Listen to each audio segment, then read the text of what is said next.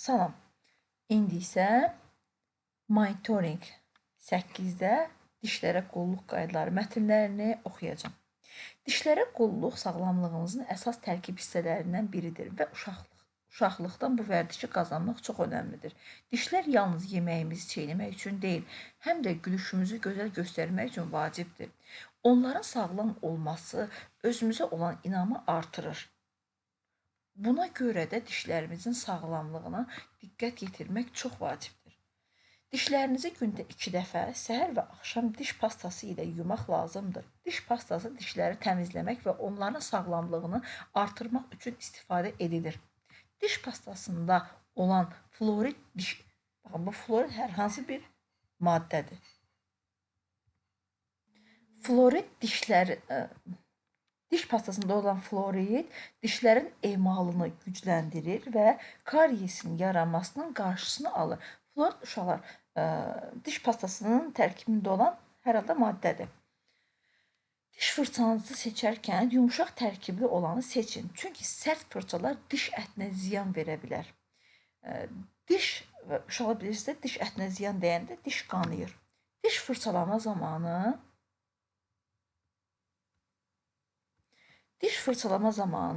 dişlərin üstündə yavaş-yavaş hərəkət etdirin ki, dişlərin bütün səthlərini tam təmizləsin. Dişlərin ön və arxa tərəflərini, həmçinin dişlərin arasında olan yerləri fırçalamaq da unudulmamalıdır. Dişlərinizi yuduqdan sonra diş ipindən istifadə etmək də çox önəmlidir. Diş ipi dişlərin arasında qalmış qida qalıqlarını və çirkləri təmizləməyə kömək edir. Bu, diş ətinin sağlamlığını qorumağa yardım edir. Diş ipini düzgün istifadə etmək üçün böyüklərdən kömək istəyə bilərsiniz. Dişlərinizi yuduqdan sonra ağzınızı bol su ilə durulamaq da lazımdır. Bu, diş pastasının qalıqlarını çıxarmağa kömək edir. Dişlərinizi qorumaq üçün mütəmadi olaraq diş həkiminə getmək də önəmlidir. Diş həkimi dişlərinizi yoxlayır, ehtiyac varsa müalicə edir və dişlərin sağlamlığına dair tövsiyələr verir. Diş həkiminə ildə ən az 2 dəfə getmək tövsiyə olunur. Bu zaman dişlərdəki çürümələrin erkən aşkar edilməsi mümkün olur və müalicə edilərək daha ciddi problemlərin yaranmasının qarşısını alır. Bundan əlavə, dişlərinizi qorumaq üçün yediyiniz qidaların da önəmi var. Şəkərli qidalar və içkilər dişlərin çürüməsinə səbəb olur. Bununla yanaşı daha çox meyvə, tərəvəz, süd və qatıq yeməyə çalışmalısınız. Çünki bunlar dişlərin sağlamlığını dəstəkləyir.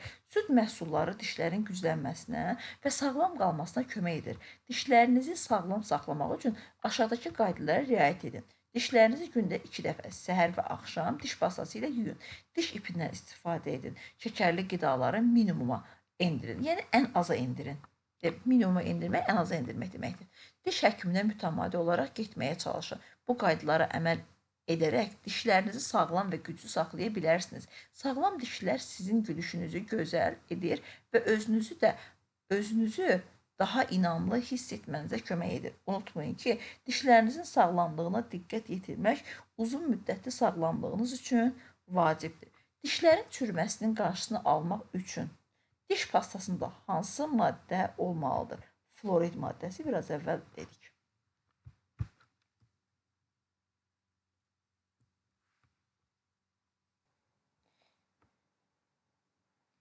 Mətndən hansı məlumatı əldə etmək mümkün deyil? Diş fırçasının seçilməsi, orada diş fırçasının necə olması qeyd olunmuşdur ki, yumuşaq olmalıdır ki, diş ətinə zərər verməsin. Diş ipindən istifadə edilməsi, bəli, bu da var idi ki, diş ətindən, dişdə qalan, diş sapından, diş ipindən, dişin aralarında olan, dişlərin arasında olan qida qalıqlarını çıxartmaq üçün istifadə edilir. Dişləri gücləndirən vitaminlərin içilməsi. Bu haqda heç bir məlumat yox idi. Dişlər üçün faydalı qidaların qəbul edilməsi haqqında danışdı. Bəli, yəni dişə zərər verən şirniyyatların az yeyilməsi haqqında danışıldı. Mətnə əsasən hansı fikir yanlışdır? Diş həkiminə ildə 2 dəfə getmək tövsiyə olunur. Bu doğrudur. Baxın, geriyə qayıdım. Məsələn, qaydında biraz belə problem yaranır. Kompüter donur. İldə 2 dəfə getmək tövsiyə olunurdu. Diş pastasında olan fluorid dişlərin çürüməsinə səbəb olur. Xeyr, bu yanlış məlumat. Əksinə, yəni dişlərin sağlamlığı üçün lazım olan maddə fluorid adlanırdı. Süd məhsulları dişlərin güclənməsinə kömək edir. Bəli. Dişləri yuduqdan sonra ağzı bol su ilə yaxalamaq lazımdır. Bəli, nə üçün lazım idi? O, ağızda qalan pasta artıqlarının təmizlənməsi üçün lazım idi. Burada baxaq, yenə. Baxın, burada nə deyir? Deyir ki, ən azı 2 dəfə həkimə getmək tövsiyə olunur. Yəni, ildə 2 dəfə. Baxın, burada süd məhsulları dişlərin güclənməsinə kömək edir.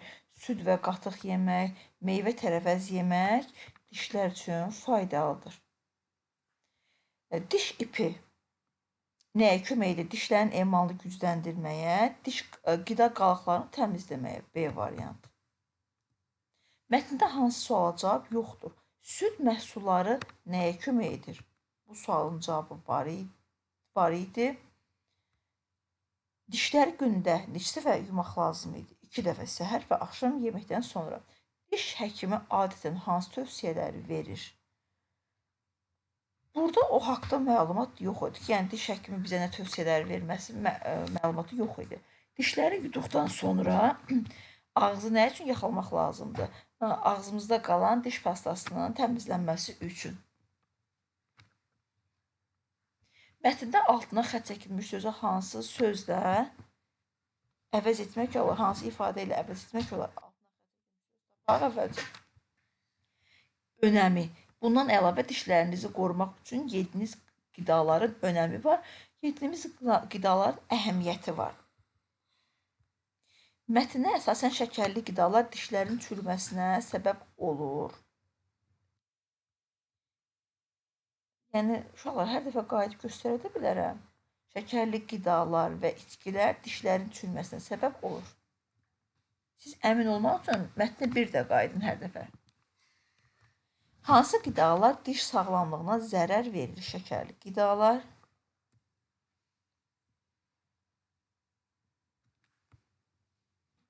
Mətnə görə səbəb-nəticə cədvəlində səhvə yol verilmişdir. Səhv olan bəndi seçin. Səbəb.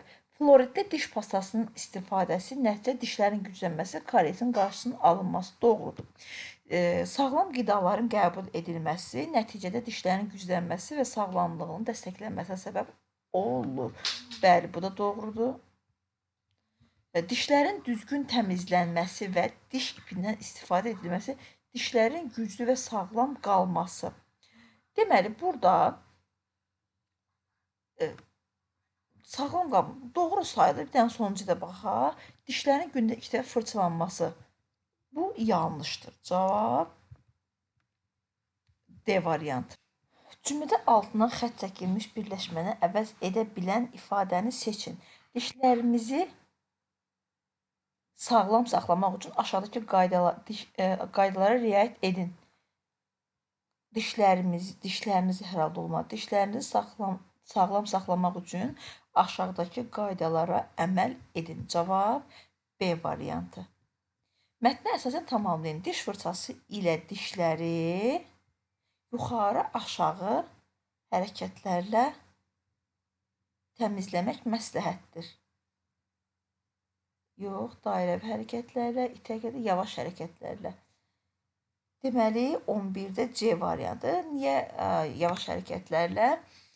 Çünki sərt şəkildə davransaq, o zaman diş ətinə zərər verə bilərik.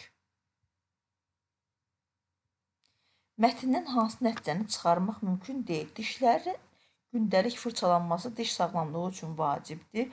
Diş ipi dişlər arasındakı qida qalıqlarının təmizlənməsinə faydalıdır. Diş həkiminə getmək diş problemlərinin qarşısını alır. Bahalı fırçalar daha yaxşı nəticə verir. Xeyr, bu yanlışdır. Sadəcə olaraq fırça yumşaq olmalıdır. Aşağıdakı açar sözlərdən, burada D variantı. Aşağıdakı açar sözlərdən hansı mətnin məzmununa uyğun deyil?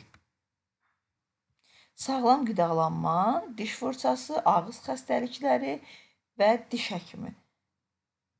Deməli, burada cavab C variantıdır. Ağız xəstəliklərindən danışılmadı. Yəni, ağızda yaranan xəstəliklər haqqında məlumat verilmədi. Dişlərə qulluq vərdişini nə zaman qazanmaq lazımdır? Dişlərə qulluq vərdişini nə zamandan qazanmaq lazımdır? Əlbəttə ki, uşaqlıqdan qazanmaq lazımdır. Çünki körpə olanda bizim ağız sağlamlığımız, ağız sağlamlığımızın qayğısına valideynlərimiz qalır, yəni dişlərimizin sağlamlığına. Baxın, mətndə nə deyir? Deyir ki, uşaqlıqdan bu vərdişi qazanmaq çox önəmlidir.